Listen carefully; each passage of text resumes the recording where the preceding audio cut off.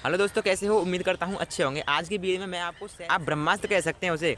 मैं आपको ऐसा एक तरीका बताने वाला हूँ कि आप उससे अपनी हर एक सेल्स को जो है 100% क्लोज कर सकते हो। अब आप कहोगे ऐसा कैसे हो सकता है? तो आपको ना जब तरीका पता लगेगा आपको खुद उसकी पावर समझ में आ जाएगी। मैंने इस तरीके से ना अपनी खुद सेल्स क्लोज की हैं। बिना क्लोज करे मैं आपको ये तरीका नहीं बता रहा हूँ। और ऐसे मैंने किसी पर्सन से जो सीखा ऐसे, वो भी ऐसे नहीं कि मैं अपना खुद से मतलब कुछ भी बोलने जा रहा हूँ। तो मैंने कहीं से सीख के, किसी पर्सन ने क्लोज़ किया था मेरे सामने, मैंने वहाँ से सीखी एंड उसे फिर मैंने अप्लाई किया। देन मैं आपको जो है वो तरीका आज बताने वाला हूँ। तो वो तरीका कौन सा है, वो तरीका जान लेते हैं। सबसे पहले मैं आपको ना 5 पॉइंट बताऊँगा। पूरे टोटल 5 पॉइंट है मेरे पास उसमें बताने के लिए। तो उन तरीक़ों से जब उन 5वें पॉइंट पर हम बात करेंगे, वो सबसे ज़्यादा खास पॉइंट है। लेकिन ऐसा नहीं है कि सिर्फ 5वां पॉइंट खास है, आपको सभी तरीके पता होने चाहिए और आपको सभी एक साथ अप्लाई करने हैं। तो बात करते हैं सबसे पहले फर्स्ट पॉइंट की। तो पहला पॉइंट है कि आपको प्रोडक्ट की वो चीज़ चेक करनी है कि वो यूजुअल है, क्वालिटी वाला प्रोडक्ट है या नहीं। आप जिस प्रोडक्ट को बेचने जा रहे हो उसमें क्वालिटी क्या क्या है, उसके बेनिफिट क्या क्या हैं, एंड वो यूजेबल है या नहीं।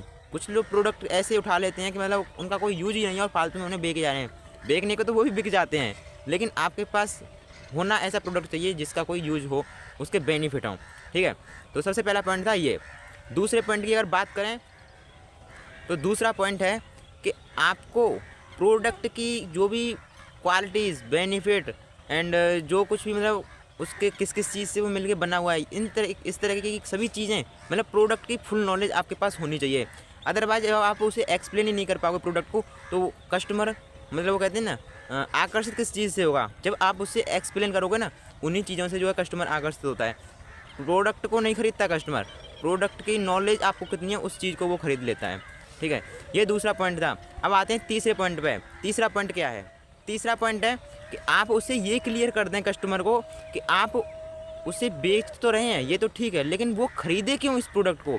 मतलब उसका वाय क्लियर कर दो कि वो उसे परचेस क्यों करना चाहिए। अगर उसे ये चीज़ पता होगी कि उसे क्यों परचेस करना चाहिए, उसे क्या नीड है, उसकी ज़रूरत, अगर आपने ये चीज़ उसे बता दी तो 100% वो कस्टमर आपसे प्रोडक्ट को खरीद लेगा। ठीक है, अब 3 पॉइंट हो चुके हैं। चौथे पॉइंट है आपको उसके न खरीदने पे उसे क्या लॉस होने वाले हैं, ये चीज़ आपको कस्टमर को बतानी है। आपको ये चीज़ पता होनी चाहिए कि अगर वो कस्टमर उसे नहीं खरीदेगा तो उससे उसे कितना बड़ा लॉस होने वाला है। तो आपको कस्टमर को ये चीज़ बतानी है कि अगर आप इसे नहीं खरीदते हो तो आप क्या क्या चीज़ें खो दोगे। अगर आप ये चीज़ बता दोगे तो उसे उसकी वैल्यू समझ में आने लगेगी प्रोडक्ट की। ये 4 पॉइंट हो गए। अब आते हैं सबसे महत्वपूर्ण और 5वें पॉइंट पे। तो अब तक आपने अगर पूरा वीडियो नहीं देखा था तो मैं आपसे अगर यही बात बोलूँगा कि आप शुरू से फिर से मेरा एक बार वीडियो पूरा ज़रूर देख लीजिए, क्योंकि अगर आपने सिर्फ 5वें पॉइंट को देखा और 4 पॉइंट छोड़ दिए तो आपका 5वां पॉइंट किसी भी काम का नहीं है। और अगर आप सिर्फ 4 पॉइंट देख के वीडियो को छोड़ के जा रहे हैं और 5वां पॉइंट नहीं सुन रहे हैं तो आपके लिए ये 4 पॉइंट किसी काम के नहीं है। तो आपको 5वें पॉइंट जानने बहुत ज़रूरी है। सबसे बड़ा, सबसे खास, साइलेंट क्लोजिंग। अब आपको क्लोज करना है, उसे सेल करना है कन्फर्म। तो उसके लिए क्या करना है आपको? जब तक आप उस प्रोडक्ट के बारे में सब कुछ बता चुके होंगे अपने कस्टमर को, एंड उसके बेनिफिट, लॉस, फियर ऑफ मतलब ना परचेस करने को से क्या डर, मतलब क्या जो खो देगा वो, ये सभी चीज़ें आप क्लियर कर चुके होंगे। अब आपको क्या करना है? उसके पाले में गेंद डाल देनी है, लेकिन उस पर डिपेंड नहीं छोड़ना है कि वो करेगा तभी कुछ करोगे। आपको वहाँ से उठना नहीं है, आपको वहाँ पे जम जाना है। जब तक वो खरीद ना ले तब तक आपको उठना नहीं है, क्योंकि ज़्यादातर कस्टमर ना साइलेंट क्लोजिंग से ही क्लोज होते हैं। आपको उनसे डायरेक्ट बोल के कि अब आप क्या सोच रहे हैं, अब आप बताइए। अगर आपका कोई डाउट है तो आप पूछिए। ये नहीं छोड़ना है कि अब आप खरीद लीजिए, खरीदेंगे नहीं खरीदेंगे, ऐसे क्वेश्चन आपको कभी नहीं करना है।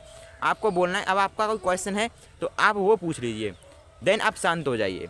ये होती है साइलेंट क्लोजिंग। तो जैसे ही आप शांत हो जाएंगे तो वो कुछ क्वेश्चन ढूंढने, जब आपने डाल दिया ना क्वेश्चन पूछिए, तो वो क्वेश्चन ढूंढेगा कि मेरा डाउट किस पे है। वो ज़्यादा इधर उधर की बातें नहीं करेगा। अब आप शांत हो जाए। अब आपको क्या करना है? जैसे ही थोड़ी देर शांत होने के बाद एक बार बीच में बोलना है, कैश देंगे या ऑनलाइन। ठीक है, 2 तरह से पेमेंट होते हैं ज़्यादातर, कैश या ऑनलाइन। तो आपको ये चीज़ बीच में बोल देनी है थोड़ी देर रुक के, कैश या ऑनलाइन, कैसे पेमेंट कर रहे हैं आप। वो नहीं बोले तब भी और बोले तब भी। क्वेश्चन पूछे तो उसका आंसर देने के बाद, अगर क्वेश्चन ना पूछे थोड़ी देर रुकने के बाद आपको ये सवाल कर देना है। देन उसे लगेगा कि हाँ ये खरीद लेना चाहिए।